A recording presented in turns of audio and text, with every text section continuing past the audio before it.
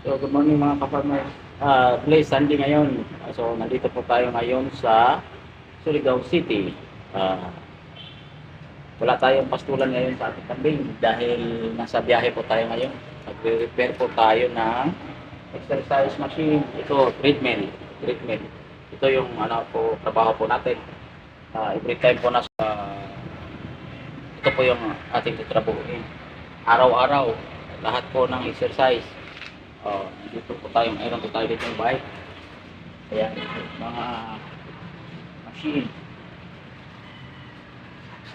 Ah, so, may biyahe po tayo. So, siniservice po ng customer itong treadmill. Ayan, treadmill. Ang treadmill po nito ay ang brand po ay Element Fitness. So, hindi po umandar po ito. Ang problema po niya ay null 9. Null 9 yung nag-error po yung yung console. Hindi ma-place yung mga button. So ngayon po i-repair po natin. Try po natin i-repair. Ayan. I-ano po natin yung yung kanyang console. Ipapaklas po natin yung console. So mamaya po ipapakita ko po sa inyo kung gumagana ba o hindi. So kung bago pa lang kayo sa aking channel, huwag kalimutan mag-subscribe and hit the notification bell para mag-update po kayo sa aking mga upload na mga video. So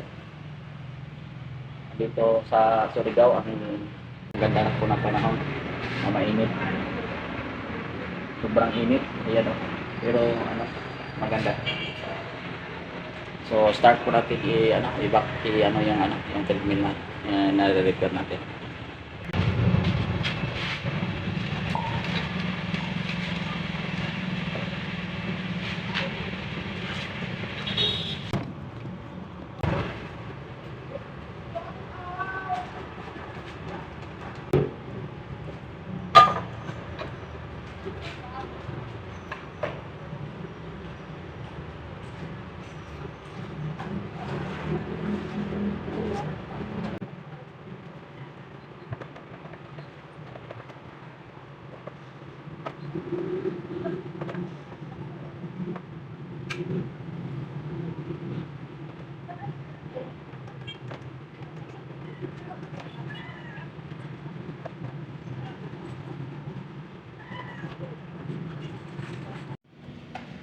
So guys, yan ako.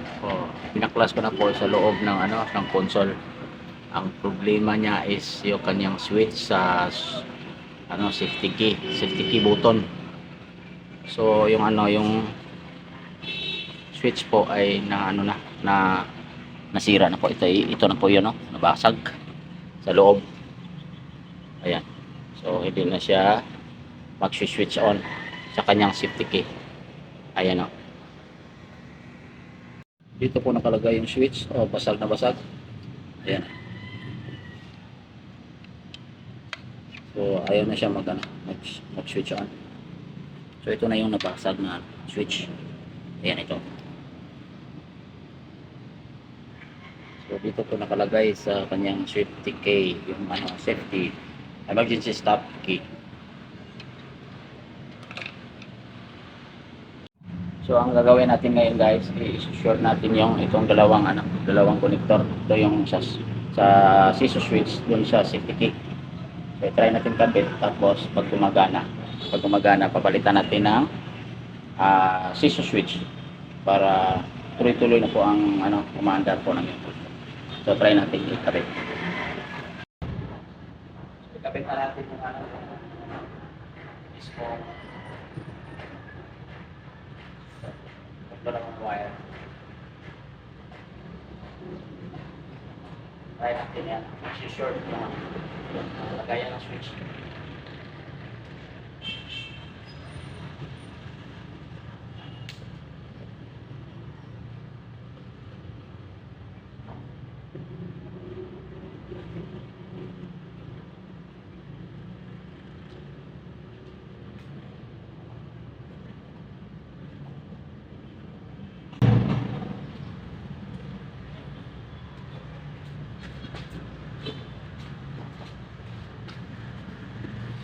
Gawin natin yung consult. Yung mismo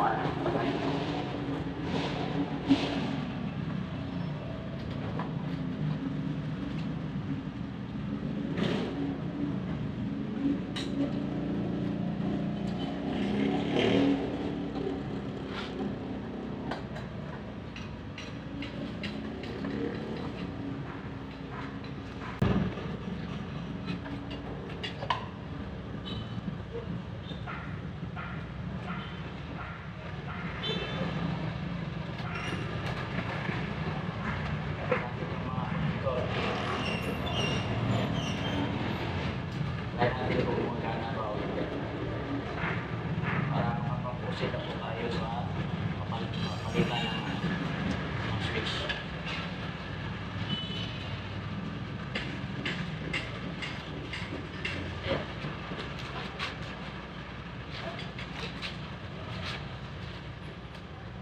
Lagyan natin yung ating trigger.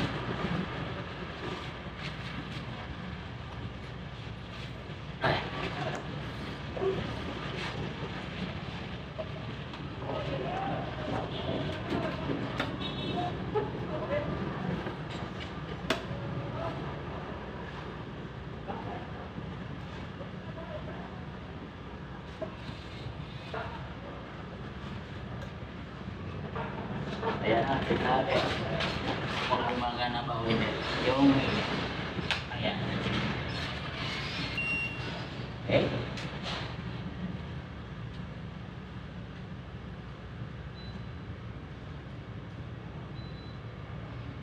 Ayun. Try natin kung hindi ba nag-error yung console mismo. Pag hindi siya error, gumagana na yung full operation na yung treatment. So, sa kaya natin palitan na switch. So, pakita ko sa inyo, ito na. Oh. Ayan.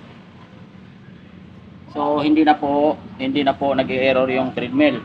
So, sa tingin ko po ay gumagana na po ito. Ayan. Start natin. Ayan, nagka-count na yung yung treadmill. So, tingnan natin yung yung okay. Successful yung ating ginagawa. So, ngayon po ay gumagana na po yung treadmill.